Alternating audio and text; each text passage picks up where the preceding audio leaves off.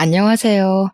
저는 30대 후반의 공무원직으로 열심히 나라를 위해 일하고 있는 여자입니다. 제가 이곳에 사연을 올리게 된 계기는 몇 년 전에 저에게 일어난 아주 어이가 없고 소름 끼치는 일이 발생했기 때문입니다. 정말 제 상상 밖의 일이 일어났던 터라 당시에는 이게 꿈인지 생시인지 구별이 가지 않을 정도였어요. 믿었던 사람에게 그렇게 큰 배신을 당할 줄은 정말 이래서 한 치 앞도 모르는 인생이라는 말이 있나 봅니다. 지금은 물론 남편이랑 아이랑 행복하게 오순도순 살고 있긴 하지만 아직도 몇 년 전 그 일을 생각만 하면 배가 다 당겨오는 듯한 경련이 일어난답니다. 어떤 일인지 궁금하시죠? 지금부터 제가 제 얼굴에 침 뱉길지 모를 그 이야기를 시작해 보도록 하겠습니다. 시간을 거슬러 올라가 남편과 처음 만났던 그 시절부터 이야기를 해볼까 합니다. 저는 남편을 처음 만날 당시 공무원이 되기 위해 시험을 준비하고 있었던 수험생이었습니다. 독서실은 너무 답답해서 저와 잘 맞지 않았고 도서관 열람실을 매일같이 문 열 때 들어가서 문 닫을 때 나오곤 했습니다. 열람실 자리 싸움이 은근히 치열하거든요. 그래서 매일 아침 7시에 가서 자리를 맡아서 공부를 하고 있었죠.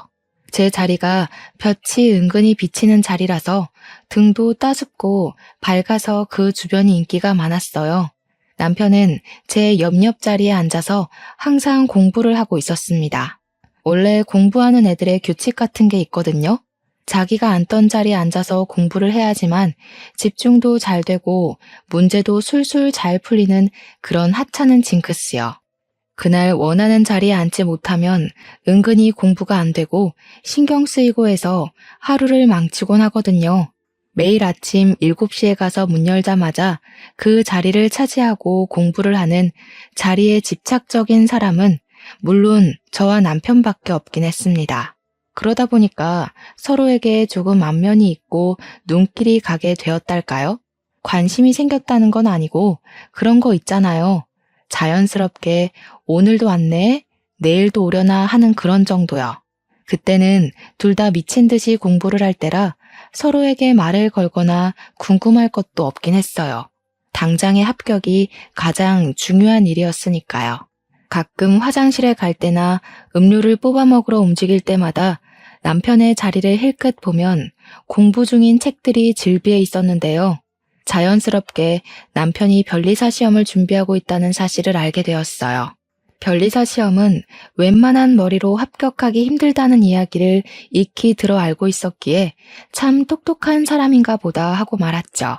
제 시험이 코앞에 있는데 제가 남의 인생에 궁금해할 시간이 있었을까요? 아무튼 소위 말하는 코피 쏟을 정도로 빡세게 열심히 공부를 하고 있었던 어느 날 정말로 제가 코피를 쏟고 말았습니다. 제가 놀래서 정숙해야 하는 도서관에서 하고 소리를 내고 말았던 거죠. 제 소리에 놀란 남편이 저를 쓱 봤는데 제가 진짜 책에 뚝뚝 떨어질 정도로 코피를 흘리고 있으니까 자기도 깜짝 놀란 거예요. 자기도 모르게 헐 이러는 바람에 다른 자리에 앉아있던 사람들까지 인상 쓰면서 저희 다 쳐다보고 놀래서 저도 죄송하다고 사과드리고 그러고 나서 열람실 밖으로 뛰어나왔죠. 코피가 멈추질 않아서 막 휴지 뭉텅이로 틀어막고는 하늘을 보고 병원을 찾아가야 하나 하고 있었습니다. 그런데 뒤에서 누가 고개 젖히지 말고 숙이세요 하더라고요. 보니까 남편이 쫓아 나왔더라고요. 코피로 흠뻑 젖은 제 휴지를 가져가더니 새로운 휴지 뭉텅이를 주면서 코를 꽉 누르더라고요. 순간 아파서 인상을 쓰긴 했지만 그러고 조금 뒤에 코피가 멎어서 와 대박이다 하고 있었습니다. 뜻밖의 친절함을 만나서 가슴이 조금 두근거리기도 했던 것 같아요. 저한테 공부를 열심히 하시더니 코피까지 쏟는다면서 자기는 아무리 노력해도 코피는 안 나더라고 막 너털웃음을 짓더라고요.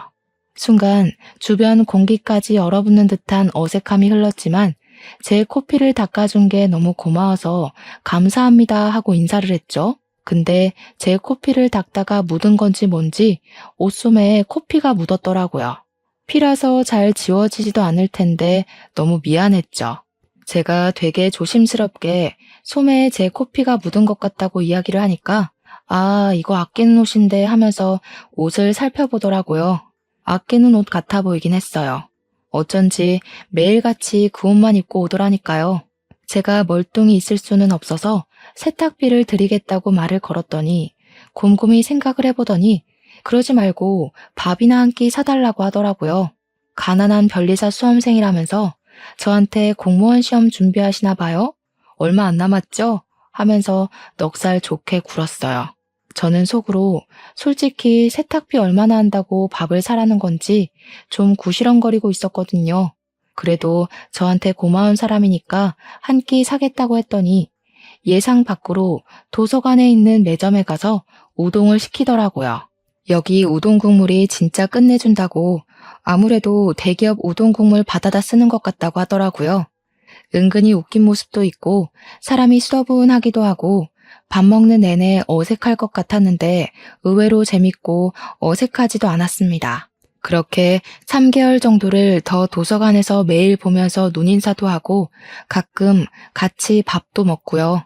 뭐 그래봐야 우동이긴 하지만요. 그렇게 커피까지 나눠 마시는 사이가 되었습니다. 저는 시험 전날이 다가왔고 오늘이 마지막 도서관 출입이 되겠다고 깊은 다짐을 하면서 공부를 시작했어요. 그런데 옆자리에서 계속 저를 힐끔힐끔 보던 남편이 저한테 쪽지를 하나 건네주더라고요. 내일 시험이죠? 이렇게 쓰여있는 쪽지를요. 제가 고개를 끄덕이니까 잠깐 나가서 커피라도 한잔하자고 하더라고요.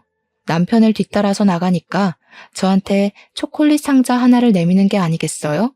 시험 잘 보고 오라고 꼭 합격하라면서요. 그러더니 혹시 합격이라도 하면 내일부터 도서관에 나오지 않는 거냐고 물어보더라고요. 이 차는 면접이라서 굳이 나올 필요 없을 것 같다고 이야기하니까 번호를 좀 알려달라고 했습니다. 얼굴이 빨갛게 변해서 이야기를 하는데 괜히 저까지 얼굴이 달아오르는 느낌이었어요.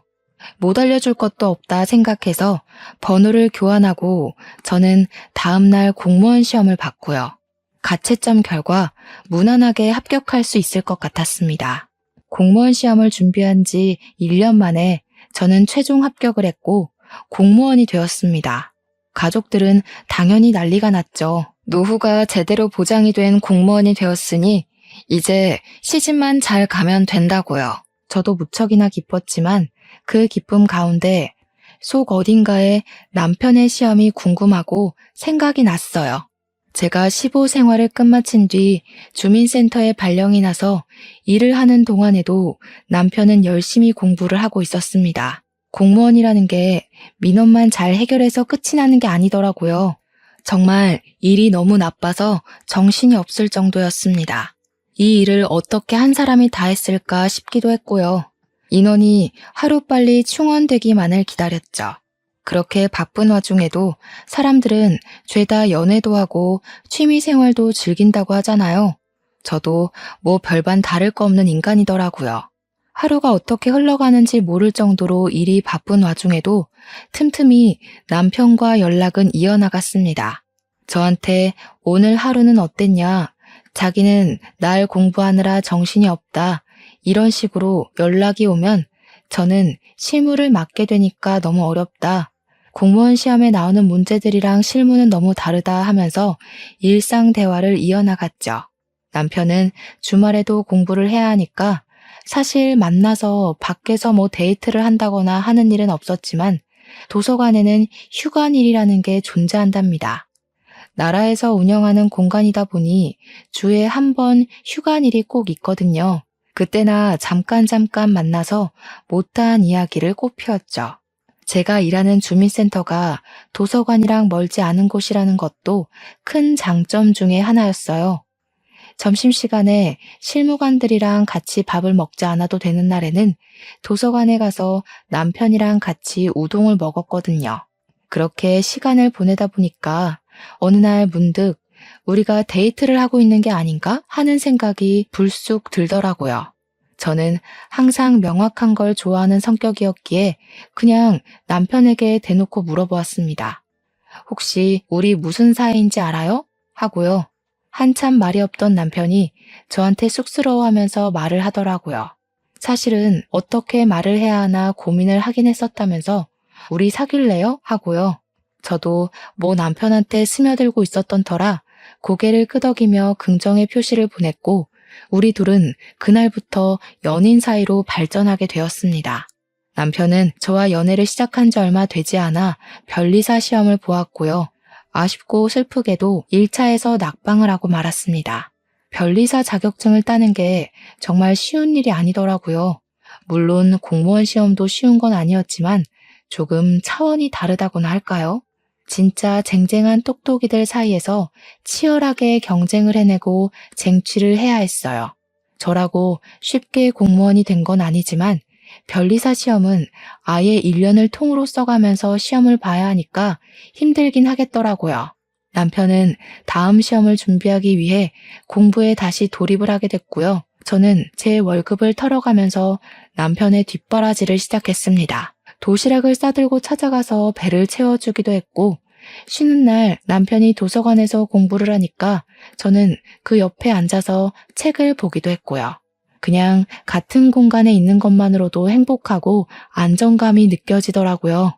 그런 식으로 소소한 데이트를 즐기면서 1년을 보냈고 남편은 두 번째 시험을 보게 되었습니다.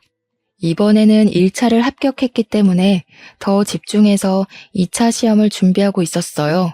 4개월이라는 시험 준비 기간이 존재했기에 남편은 정말 마지막이라고 생각하고 준비를 할 거라고 다짐을 했죠. 4개월은 정말 꼬박 공부에만 매달렸음에도 남편은 2차 시험 결과를 낙방으로 맞이해야 했습니다. 그렇게 연말은 찾아왔고 남편과 저는 우중충한 분위기로 새해를 맞이할 준비를 시작했어요. 그렇게 2년 가까이 만나오면서 나이가 어느 정도 홍기에 가까워져 오게 되었습니다. 물론 남편과 알게 된 시간은 좀 더 길었지만 연인이 된 시점으로 봤을 때는 2년이었죠. 제 나이가 벌써 35살에 접어들었고 집에서는 공무원 딸내미 언제 시집가나 목 빠지게 기다리고 계셨어요. 솔직히 공무원이 월급은 좀 작을지 몰라도 연금 생각하면서 버티는 거 아니겠습니까? 정년도 길고 노후 보장은 정말 확실한 직업이니까요. 게다가 나라의 녹봉을 먹는 직업이니 국가에서 지원이 나오는 것도 꽤 괜찮은 게 많았거든요. 자연스럽게 선자리가 줄줄 이어지곤 했습니다. 그때마다 저는 당연하게도 만나는 사람이 있다고 거절을 하긴 했었는데 저희 집에서는 무척이나 탐탁지 않아 했습니다. 변리사 시험을 준비 중인 남편은 기약 없이 공부를 해야 하는 입장이었으니까요. 공부만 죽으라고 하는 사람이 돈이 있겠습니까? 당연히 돈도 없고 돈을 벌지도 못하는 입장이었으니까 우리 딸이 뭐가 모자라서 저런 남자를 만나냐고 했어요. 같은 공무원이나 아니면 교사 같은 사람이라도 만나면 정년까지 얼마나 안정적이겠냐고 저를 설득하셨죠. 어쩐지 선자리를 들이밀 때마다 저랑 비슷한 직업군에 있는 사람들로 추려오시더라고요. 저는 버티다 안 되겠기에 남편에게 솔직하게 이야기를 했습니다. 집에서는 제가 하루라도 빨리 결혼하길 원하고 있다고요. 안정적인 직장을 가지고 노후가 보장된 사람이랑 결혼하기를 바라고 있어서 그런 사람들을 골라다가 선자리를 들이민다고 했습니다. 그때 남편은 정말 바보 같게도 저에게 헤어지자고 이별을 고했습니다. 자기가 앞으로 몇 년을 더 공부하게 될지 기약이 없다면서 부모님 마음에 쏙 들 수 있는 좋은 사람을 찾아가라고 했어요. 그런 남편의 자신 없는 모습에 저도 지쳐서 헤어지겠다고 해버렸습니다. 일주일이 지나고 2주일이 지나도 헤어진 남편에 대한 생각이 떠나가질 않더라고요. 밥은 먹고 있나 공부는 하고 있나 하면서요. 결국은 참지 못하고 도서관 앞으로 찾아가서 결심을 하고 열람실에 들어갔는데 남편이 없더라고요. 연애를 하는 동안에도 거의 땡땡이 치는 모습을 본 적이 없어서 어디 아픈 건 아닐까 걱정이 되더라고요. 저도 모르게 남편의 집을 찾아가게 되었습니다. 남편의 집 앞에 도착해서야 이성이 찾아오면서 제가 여길 왜 왔는지 도무지 모르겠더라고요. 문 앞에서 발만 동동 구르면서 어쩌지 하고 있는데 뒤에서 누가 저한테 저기요 하고 말을 거는 거예요. 웬 아줌마가 저를 의아하게 보면서 여기 무슨 일로 찾아오신 거냐고 묻는데 느낌이 딱 남편의 엄마, 그러니까 시모 같더라고요. 제가 진한 씨 어머님이세요? 하고 물어보니까 고개를 끄덕이시더라고요. 솔직하게 이야기를 하는 게 좋을 것 같아서 사실은 내가 진한 씨랑 오래 만난 여자친구라고 헤어졌는데 도무지 걱정이 되고 보고 싶고 해서 찾아왔다고 말을 했습니다. 그러니까 어머님께서 어머 하시더니 안 그래도 진한이가 요즘 도서관도 안 가고 정신 나간 사람처럼 굴고 있어서 걱정이었다고 하셨어요. 일단 집으로 들어오라는 말에 염치불구하고 집에 들어가니까 술 먹고 자고 있을 거라며 방을 알려주시더라고요. 연애하는 와중에도 남편이 술을 마시는 걸 단 한 번도 본 적이 없었는데 술을 먹고 뻗었다고 하니까 걱정이 되면서도 한편으로는 열이 받더라고요. 저는 전전긍긍 지 생각만 하느라고 일도 실수하고 멍 때리고 그랬는데 속 편하게 술 처먹고 자고 있다고 하니까 화가 안 나겠어요? 방에서 자고 있을 거라고 하셨으니까 방문을 벌컥 열었는데 술 냄새가 진짜 온통 진동을 하는 겁니다. 순간 공부를 하고 있어도 모자랄 시간에 이게 뭘 하고 있는 건가 싶어서 남편의 등짝을 짝소리 나게 때렸어요. 아팠는지 비몽사몽한 목소리로 엄마 왜 때려 하는데 어이가 없어서 내가 네 엄마로 보이니? 한마디 해줬어요. 그러니까 제 목소리에 놀라서 눈을 번쩍 뜨더라고요. 떨리는 목소리로 눈을 비비면서 여긴 어떻게 왔어? 하고 물어보는데 저도 울컥했어요. 네가 걱정돼서 왔다고 도서관에 얼굴 보러 갔더니 없더라고. 근데 술을 처먹고 자고 있냐고 한 소리 했죠. 갑자기 제 손을 덥석 잡으면서 미안하다고 자기가 실수했다고 저 없이는 못 살 것 같다고 하면서 엉엉 울더라고요.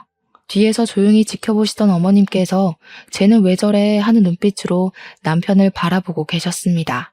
남편은 아랑곳하지 않고 너랑 헤어지고 공부도 안 돼서 내내 술만 먹었다고 자기 버리지 말라고 애원을 했어요. 저한테 어떻게든 자기가 변리사가 되어서 호강시켜 줄 테니까 제발 선보지 말라고 하더라고요. 가만히 듣고 계시던 어머님께서 저를 뚫어지게 쳐다보시면서 아가씨, 선 봐요? 하시더라고요. 그래서 아니라고 제가 보겠다고 한 건 아닌데 집에서 자꾸 닥달을 하신다고 이야기를 했죠. 어머님께서 한숨을 푹 쉬시면서 자기가 다 미안하다고 하셨어요. 우리 아들이 참 똑똑했어. 공부도 엄청 잘했고 대학도 내노라 하는 유명한 학교를 나왔고 근데 대기업에 떡하니 취업해놓고 회사 생활 몇 년 하더니 도저히 안 되겠대. 직장 스트레스 견디지 못하겠다고 질질 짜더라고. 그래서 내가 지원해 줄 테니까 공부를 더 해보라고 했어요. 우리 아들이 공부 하나는 기가 막히게 잘했으니까 잘할 거라고 생각했는데 이렇게 2년이나 보낼 줄은 몰랐어. 원래 변리사 시험이 한 번에 되기 힘든 거 알고 있어요. 전 이해하고 기다릴 수 있어요. 무작정 기다리라고만 할 수도 없고. 아가씨네 집에서 물론 우리 아들이 부족해 보이겠지. 그렇겠지만 우리 아들이랑 결혼을 할 생각은 없어? 갑자기 결혼을 이야기하시는 바람에 저는 놀라서 눈을 동그랗게 떴습니다. 아주 잠시 고민을 하다가 솔직히 털어놨어요. 현실적으로 무지개 공부하는 남편을 두고 당장 제 월급만 가지고 생활하기가 쉽지 않을 거라고요. 그러다 애라도 덜컥 가지면 정말 막막할 것 같다고 언제 취직이 될지도 모르는 거고 그렇다고 아예 결혼 생각이 없는 것도 아니라고 했습니다. 이번에 짧은 이별을 겪어보니까 서로에 대한 마음이 얼마나 깊은지 한 번 더 깨닫게 된 것 같다고요. 그 말을 끝마치기 무섭게 시모가 저한테 갑자기 재산 자랑을 하시더라고요. 내가 우리 남편이 병으로 급사하고 받은 보험금을 어찌 굴려야 하나 고민을 했거든. 그러다가 독거노인 할머님들이 만든 소품을 판매하기로 사업을 시작했어. 이게 인터넷에 꽤 소문이 퍼져가지고 주문도 많이 받고 봉사재단에서 후원도 들어오기 시작하면서 꽤 수익이 남아. 좋은 마음으로 시작해서 그런 건지 다 내 돈복으로 돌아오더라. 우리 아들이 시험에 합격할 때까지 내가 부족한 부분은 채워줄게. 그러니까 우리 아들이랑 결혼해서 살아주면 안 될까? 그 말을 하시는데 이게 단지 돈자랑으로만 보이지 않고 정말 어머님이 아들을 끔찍하게 사랑한다는 모성애가 느껴졌어요. 제 손을 꼭 잡고 있는 남편과 저한테 아들을 잘 부탁한다고 말하는 시모 사이에서 진퇴양난이라면 그렇게 보일 수도 있겠지만 저는 좋았습니다. 남편에게 정식으로 프로포즈를 받고 집에다가 결혼을 하겠다고 이야기를 했습니다. 친정에다가는 통보식으로 전했더니 부모님께서는 당연히 난리가 나면서 반대를 시작하셨죠. 어떻게 다른 직업도 아니고 백수사위를 맞으라고 이야기를 할 수 있냐고요. 아무리 사돈어른이 가진 돈이 있다고 해도 그렇게 평생 살 수 없지 않냐고요. 사업하는 사람이 언제까지 사업이 잘 될 거라는 보장도 없고 귀하게 키운 딸 그런 불구덩이 속으로 보낼 수 없다고 하셨어요. 죽어도 안 된다고 머리까지 싸매고 반대를 시작하셨고 우리 남편은 문전박대를 당하기 일쑤였으며 소금을 맞기도 했습니다. 그럴 때마다 저도 부모님께 얼마나 화를 냈는지 몰라요. 공부하기도 바쁜 사람인데 매일같이 찾아와서 시간을 낭비하는 것도 서러웠고요. 아들이 이런 취급을 받는 걸 아시면서도 시모는 저를 응원해 주었습니다. 우리 아들이 죽고 못 산다는데 조금만 버텨달라고요. 제가 다 얼굴이 화끈거리고 죄송해서 할 말이 없었죠.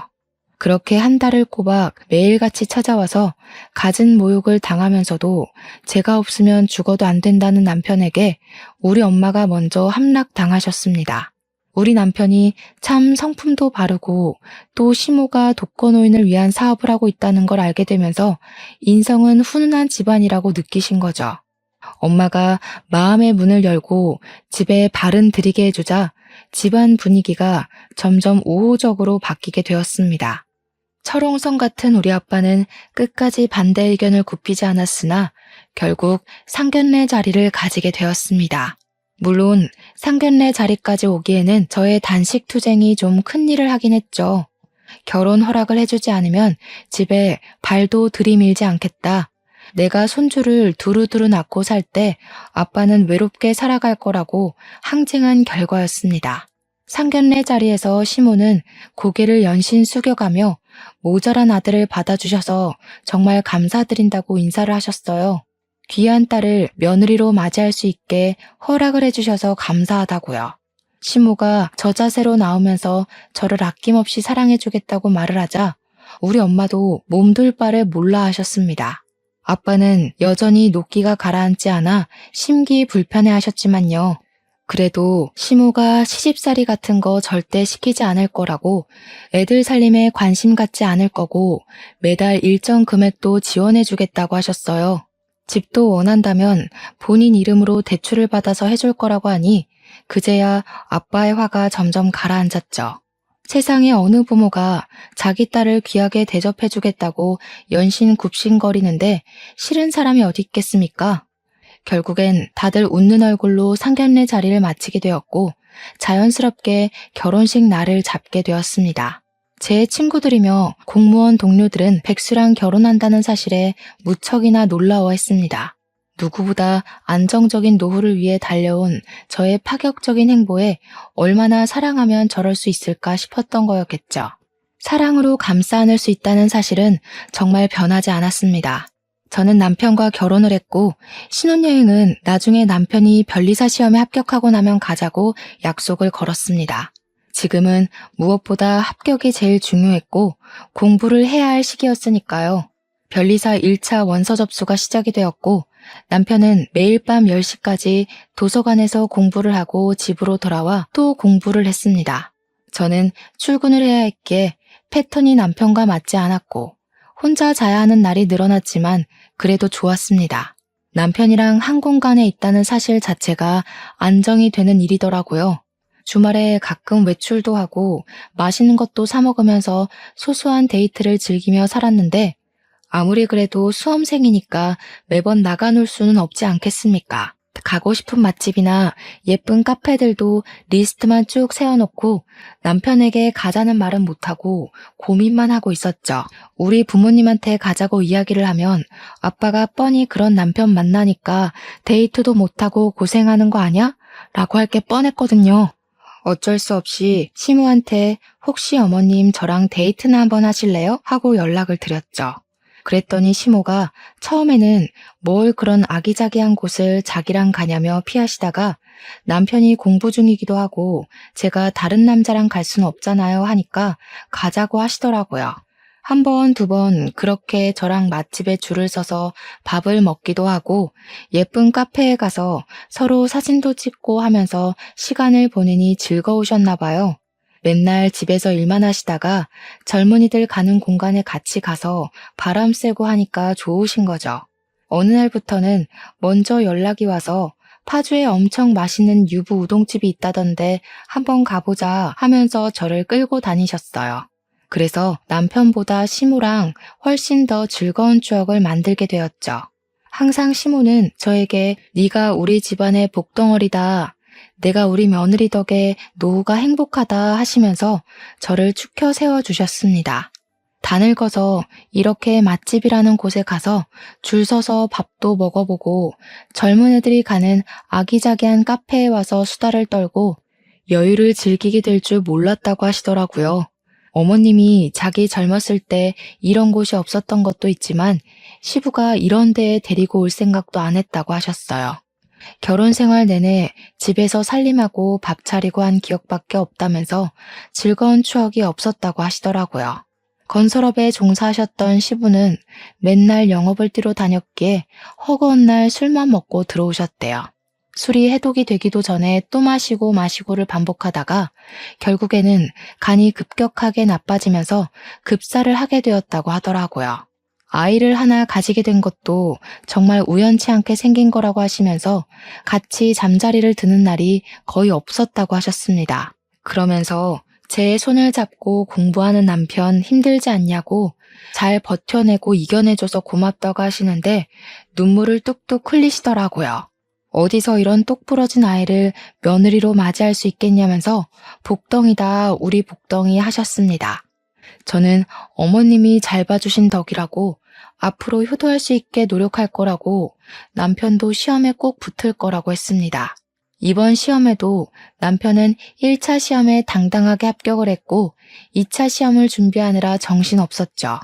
그러던 와중에 남편이 고시원에 들어가서 아예 먹고 자는 시간 이외에 공부에만 집중을 하고 싶다고 이야기를 했어요. 저는 남편을 믿었기에 허락을 해주었고 응원도 해주었습니다.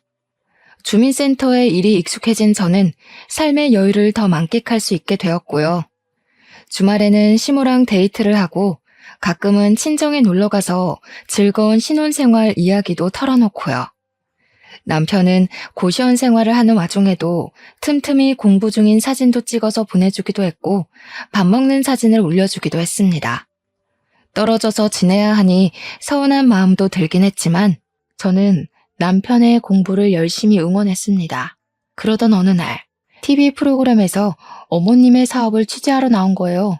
그동안 독거노인을 위한 프로젝트를 진행하면서 소문은 꽤 있었지만 제대로 빛을 발한 순간은 없었거든요. 방송에서 정말 꼼꼼하게 취재를 했고 폭발적인 반응이 일어나게 되었습니다.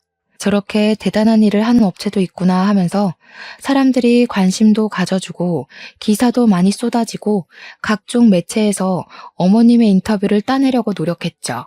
어머님은 순식간에 유명 인사가 되었고요. 사업은 이전과 비교할 수 없을 정도로 엄청나게 성장하게 되었습니다. 남편은 2차 시험을 무사히 치렀고 그렇게 또 한 해가 저물어가게 되었습니다. 남편은 변리사 시험을 본 지 4번째 만에 드디어 합격이라는 것을 하게 되었습니다. 정말 세상을 다 가진 기분이 들었다니까요. 어머님 사업은 잘 되지 남편은 변리사가 되었지. 남편은 저에게 이제 우리 고생 끝난 거나 다름없다고 행복길만 열렸다면서 저를 업고 아파트 단지 한 바퀴를 돌겠다고 난리를 쳤어요. 우리 시모는 그런 남편을 보면서 주책이다 주책이야 하면서도 우리 남편 고생했다고 토닥여 주었죠. 친정에서도 드디어 변리사 사위 얻었다면서 축하 파티를 열어주셨습니다. 그렇게 당당하게 자격증을 따고 그동안 쌓아두었던 경력들이 빛을 발할 시간이었습니다. 좋은 대학을 졸업한 것도 대기업에서 일을 했었던 경력들까지 한데 모이니 인정이 되더라고요. 우리 남편은 시청에 있는 꽤 유명하고 큰 변리사 사무실에 취직을 하게 되었고 초봉치고는 꽤 많은 돈을 벌어오기 시작했습니다. 정말 너무나도 다행인 건 돈을 벌면 갖은 유혹에 시달릴 법도 한데 우리 남편은 정말 저밖에 모르는 사람이었다는 겁니다. 월급도 전부 저에게 갖다 바치고 합격했으니까 신혼여행을 다녀오자는 약속을 지키겠다고 하더라고요. 저는 생각도 해보지 않았던 신혼여행이라 무척이나 들떠 있었습니다. 구정 연휴에 앞뒤 연차까지 모조리 붙여서 길게 신혼여행을 다녀왔어요. 어머님께서는 저에게 가서 펑펑 쓰고 놀라며 큰 돈을 쥐어주시기도 했습니다. 우리 아빠도 드디어 변리사 명함이 찍힌 우리 남편을 보면서 인정을 해주었고요. 앞으로 우리 사위는 건강만 하라고 마음을 쏙 뒤집으셨네요. 그렇게 행복한 나날이 지속되는 줄 알았건만 남편이 새로 취직한 회사가 일이 정말 많은 회사였습니다. 가 신입이라고 일을 좀 적게 주나 했더니 정말 얄짤없이 굴려먹더라고요. 저는 어쩔 수 없이 주말 데이트는 시모와 함께 해야겠구나 하면서 새로운 맛집을 찾아 리스트를 정리하고 있었어요.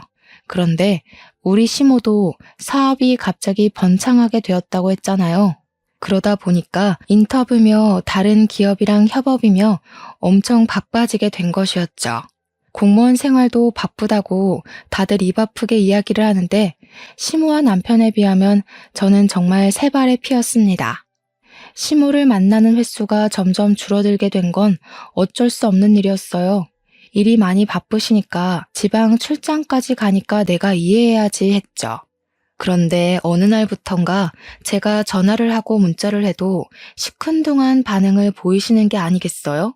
주말에 바쁘시냐고 지난번에 못 가본 맛집에 가자고 이야기를 하면 저한테 그날은 다른 회사 사모님들이랑 약속이 있다고 거절하시고요. 또 어떤 날은 같이 협업을 하기로 한 대기업 임원들이랑 골프를 치러 가기로 했다고 바쁘다고 하시고요. 저는 우리 시모가 골프를 칠 줄 안다는 사실도 전혀 모르고 있었거든요.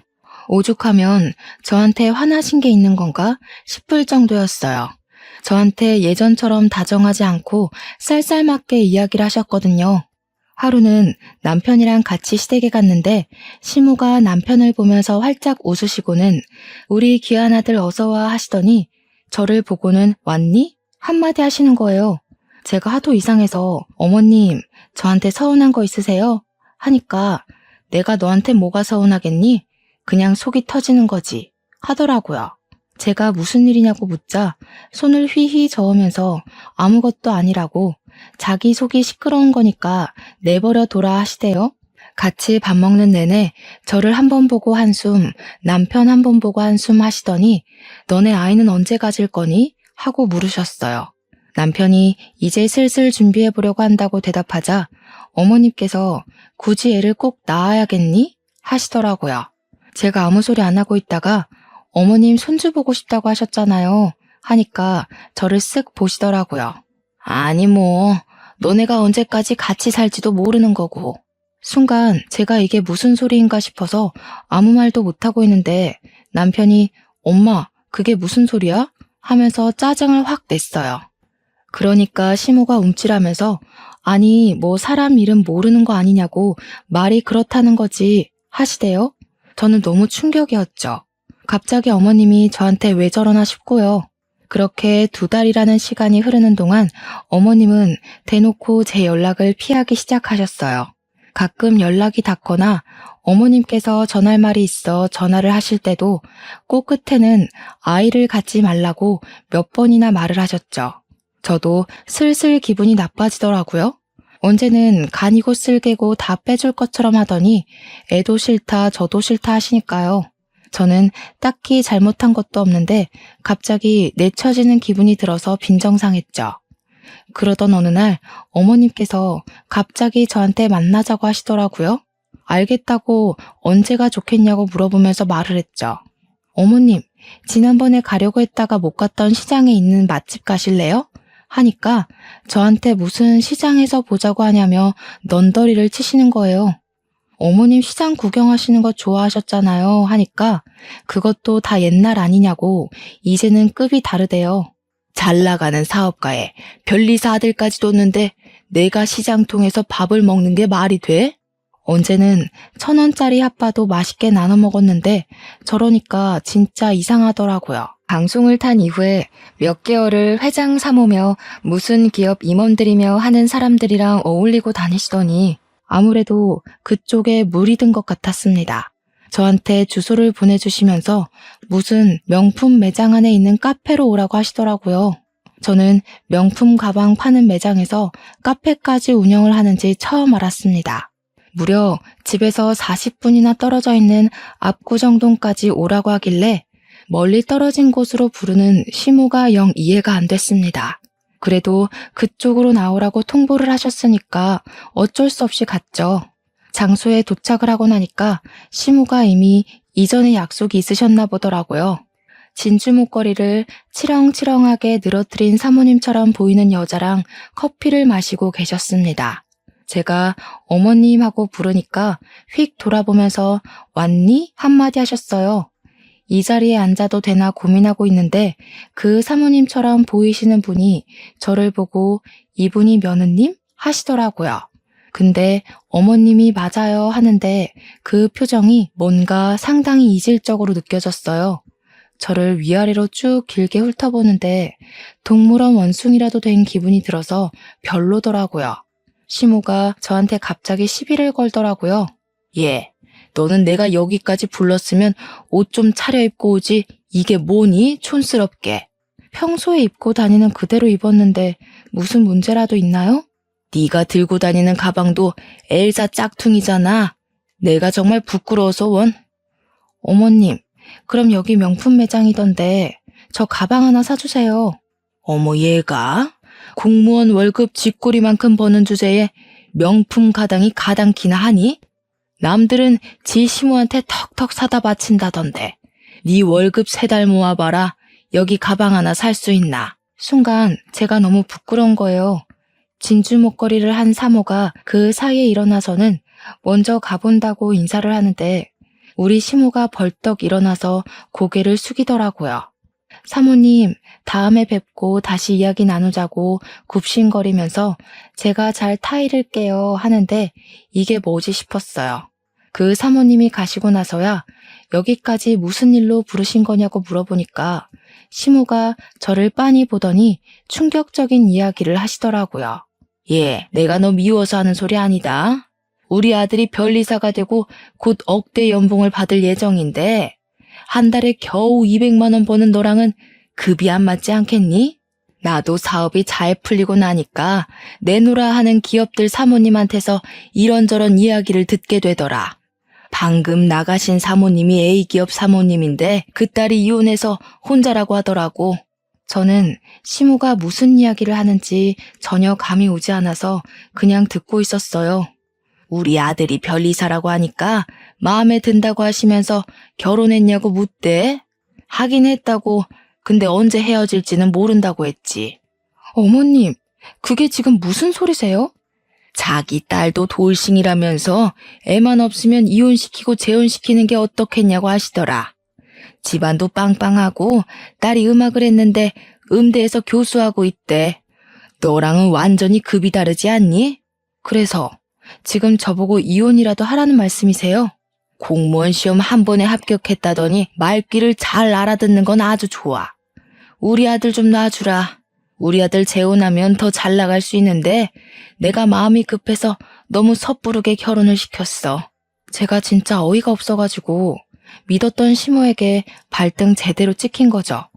저도 할 말은 해야겠다 싶었습니다. 제가 어머님 아들이랑 결혼해서 백수이던 시절에 돈 다 벌어와서 먹여 살린 거 아시죠? 그 뒷바라지 다 해가면서 변리사 만들어놨더니 이젠 나가 떨어지라고요? 절대 안 되죠. 제가 누구 좋으라고요? 어머님, 멀쩡한 부부 갈라놓으려고 수 쓰시는 거였어요? 어머님이 이런 사람인 거 다들 알고 있고요? 내가 뭐 빈손으로 나가라고 하겠니? 위자료 돈독하게 챙겨줄게. 네가 그 돈을 어디서 만져보겠어? 그깟 위자료 얼마나 주실 건데요? 우리 남편 연봉 1억이라 치고 앞으로 저랑 50년은 같이 살겠죠. 그러면 넉넉하게 위자료 50억 정도 주시면 생각해 볼게요.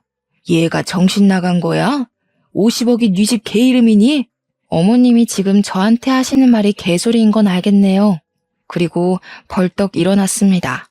저한테 뭐라고? 하면서 소리를 질렀지만 저는 가방 들고 그 매장을 나와버렸어요. 나와서 서러운 마음에 남편에게 전화를 걸었더니 오늘 일찍 퇴근하겠다고 하더라고요. 남편이 집에 오자마자 붙잡고 어머님이 당신이랑 이혼하라고 했다고 어느 기업 사모님이 당신이 마음에 든대 하면서 하나하나 고자질을 했죠. 그 집에 이혼한 딸이 있으니까 나랑 헤어지고 제가 하면 된다는데 어떻게 생각해?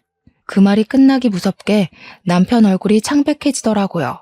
그게 다 무슨 소리냐고, 진짜 우리 엄마가 그랬다고 하면서 믿지 못하길래 죄다 사실이라고 했어요.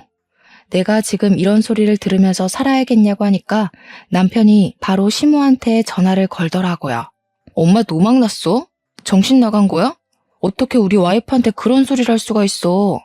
이 여자가 나한테 어떤 여잔데? 얼마나 귀한 사람인데? 전화기 너머로 시모가 급타령을 하는 소리가 들렸습니다. 내 급에는 우리 와이프도 감지덕지거든? 어디서 이런 여자를 만나? 허튼 소리 할 거면 앞으로 우리한테 연락하지도 마세요. 그러더니 남편이 제 전화를 가져가서는 시모 번호도 차단해버리고 문자랑 전화도 차단시켜 놓더라고요. 저를 꼭 안아주면서 당신 없으면 못 산다고, 절대로 이혼 못한다고 하더라고요.